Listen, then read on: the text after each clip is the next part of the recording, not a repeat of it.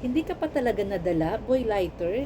Smio, naawa pa naman ako sa iyo. Kabata-bata mo, eto ka na naman, nag-uudyok ka na naman. Sa October 12 ng ano.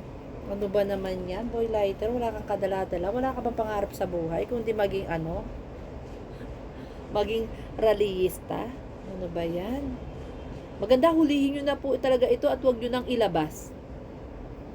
Kasi ano lang to eh.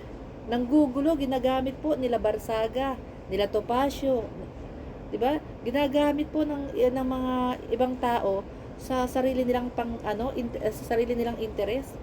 Maganda nito, ikulong niyo na, wag niyo na pong palayain. Sampahan niyo na lang po ng terrorism para hindi na makalabas. Yung isang beses okay, pero yung uulit-ulitin mo pa, paulit-ulit, abuso na, ikulong na.